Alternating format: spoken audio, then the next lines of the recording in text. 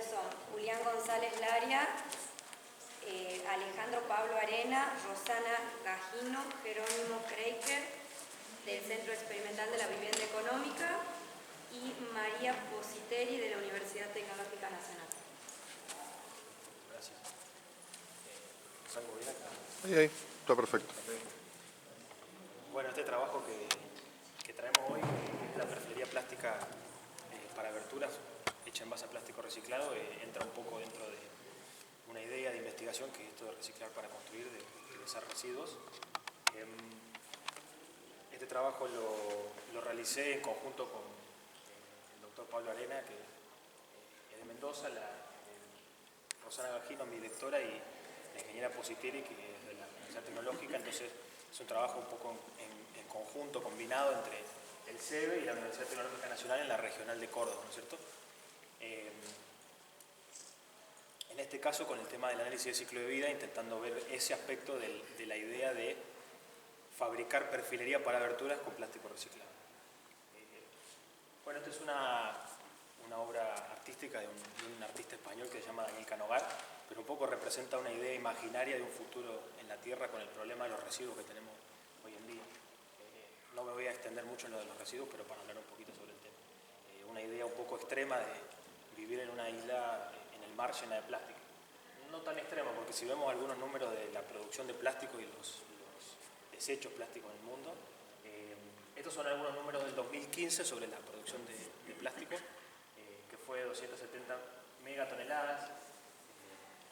Esa es la unidad de medida en que se mide. Ahora este año ya fue más, ya están 288. Pero bueno, se generaron 275 millones de toneladas de residuos plásticos, incluso más que lo que se produjo, por la razón de que algunos plásticos tienen más de un año de ciclo de vida, ¿no es cierto? Entonces pueden aparecer residuos plásticos de otros años, de más de un año de antigüedad.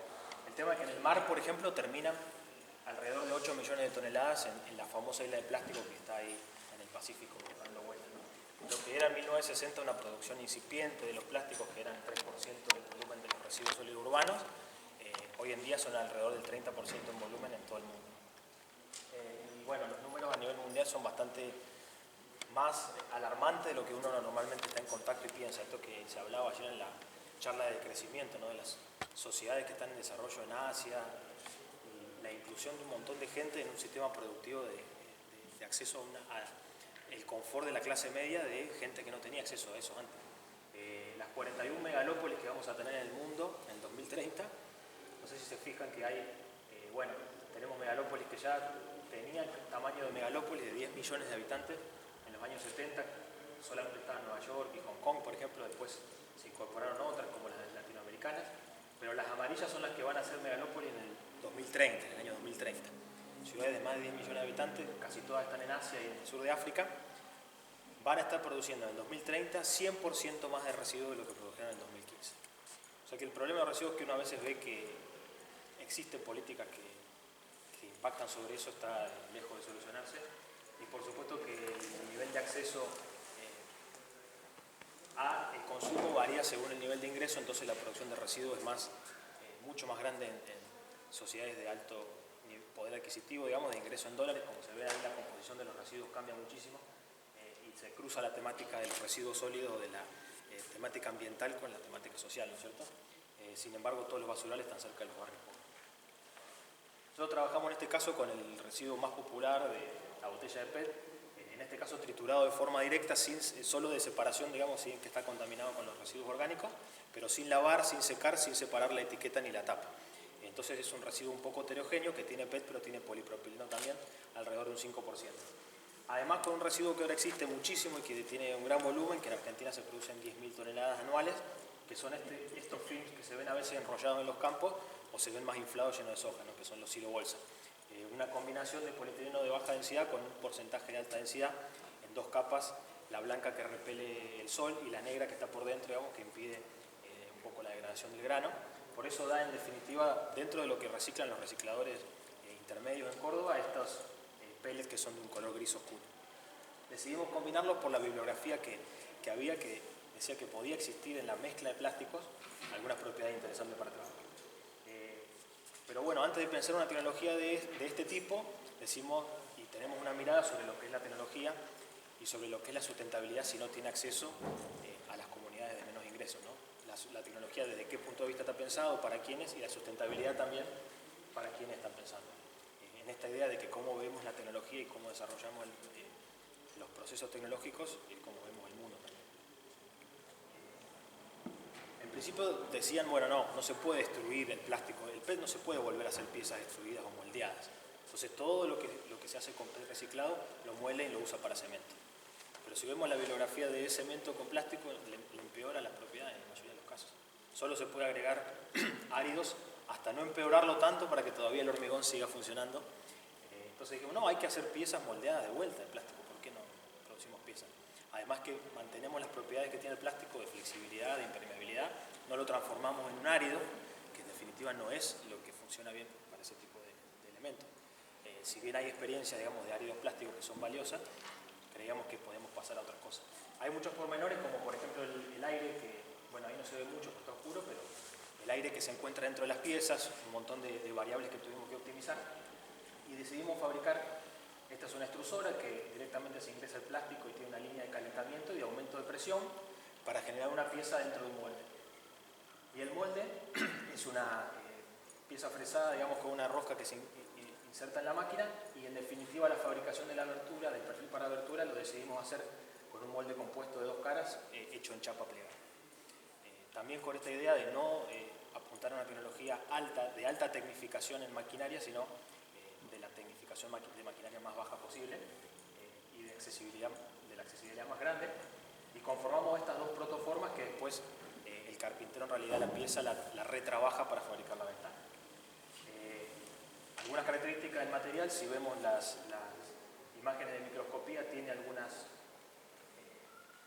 vetas, algunas salidas. No sé si esto ven a qué se parece, algún otro tipo de material.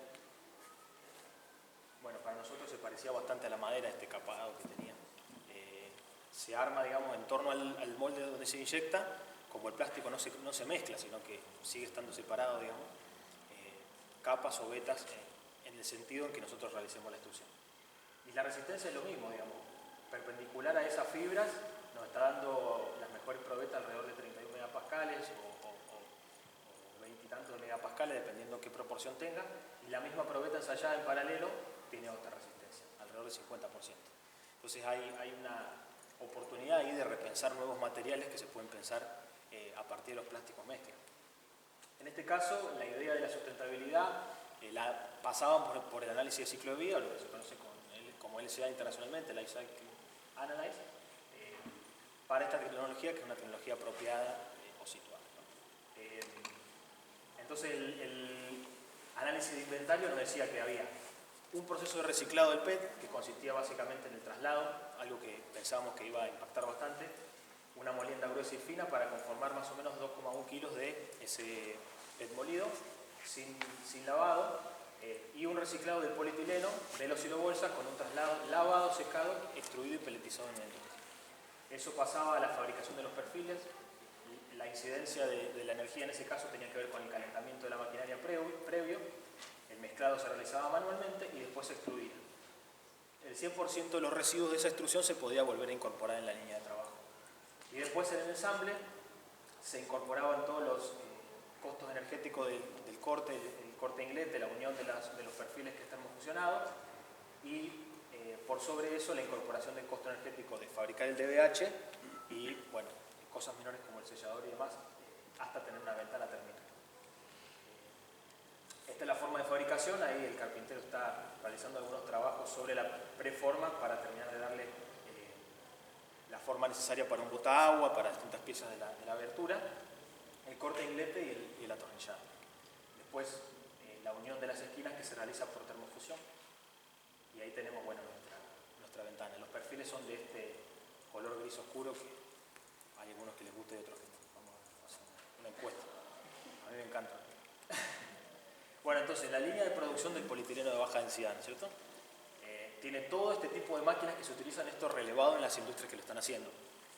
Un molino, un decantador, bueno, un montón de maquinaria básicamente para moler el plástico, después lavarlo, y después el peor problema que tienen los plásticos reciclados, que es secar toda esa agua que tienen del lavado. después se lo extruye y en definitiva acá tenemos el costo energético de 193 kW en esa primera línea y 67 en la segunda para una producción de un batch que tiene, bueno, una gran cantidad de plástico. En el caso del PET, tiene otros costos que en definitiva solo la separación y la molienda, está la energía de la molienda. Entonces en definitiva tenemos en todo ese proceso, acá está sumado el costo del transporte en megajoules como unidad de energía, primero del polietileno y después el costo de todo el procesado del polietileno, energético estamos hablando, y en el caso del PET, el transporte y después el costo energético de la producción. Totalizando alrededor de 8,7 megajoules para el polietileno y 5,9 megajoules para el PET. En definitiva, ahí está la diferencia del costo energético. El plástico reciclado por las grandes industrias, como en este caso el del secado, tiene un costo energético en su producción mucho más grande. Por ahí la escala que cambia en el costo monetario, digamos, de lo que yo puedo obtener de ese plástico, mejora mucho en el costo energético. Esto está producido a baja escala con el PET en una molienda muy chica y esto en la industria. Fíjense la diferencia en el costo de transporte. No sé si se imaginan por qué puede haber una diferencia tan grande en el costo de transporte entre uno y el otro. Bien, uno sí es por el peso. Por la cercanía. Y otro por la distancia. Claro. Viniendo de los campos que está a 150 kilómetros hasta 200 kilómetros, el costo de transporte ese tiene una gran incidencia, ¿no es cierto?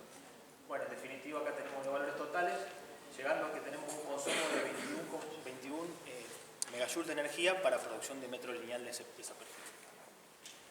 Este es el modelo de ventana que decimos utilizar, en este caso con doble vidrio, pensando en un sistema de doble contacto, pero la versión más sencilla de esa ventana, que se utiliza como una ventana de acceso muy barato por su costo.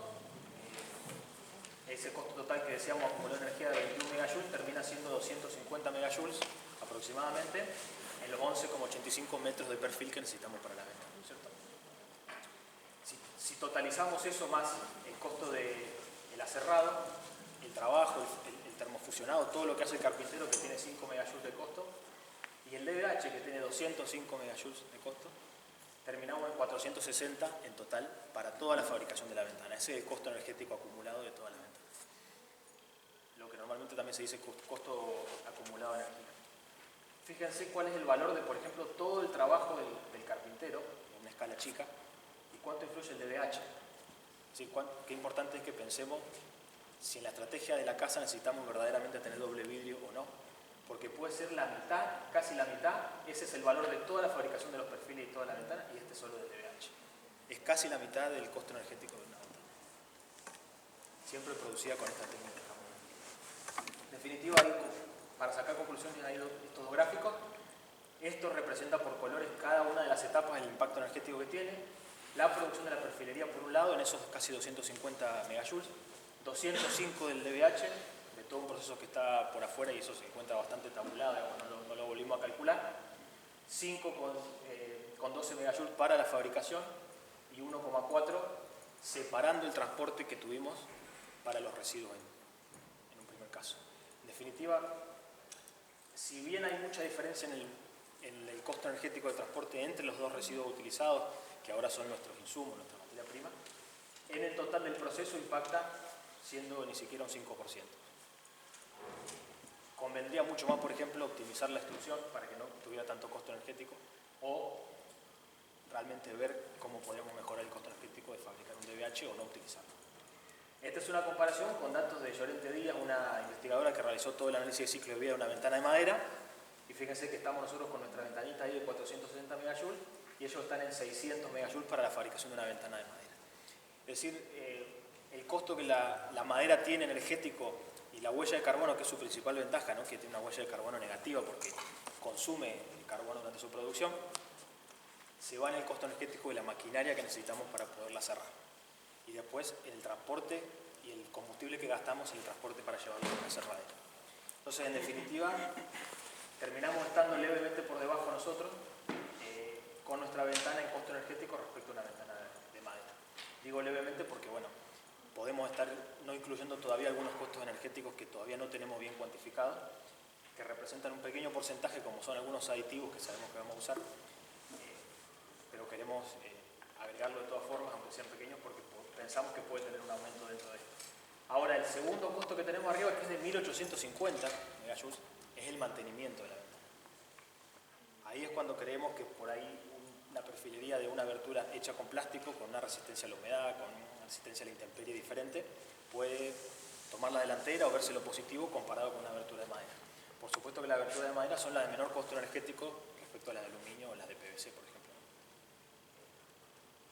Entonces, cerrando con algunas conclusiones, creemos que la metodología de análisis de ciclo de vida resulta pertinente para este tipo de tecnología y el costo acumulado de energía nos da un valor general, aunque tendríamos que avanzar en otras variables, ¿no? La categoría de producción por extrusión y el reciclado de plástico termina siendo la principal, pero bueno, creemos que en definitiva por la duración que pueden tener los plásticos, incorporando la fase de uso y mantenimiento podría tener un resultado beneficioso respecto a las otras, ¿cierto? Muchas gracias.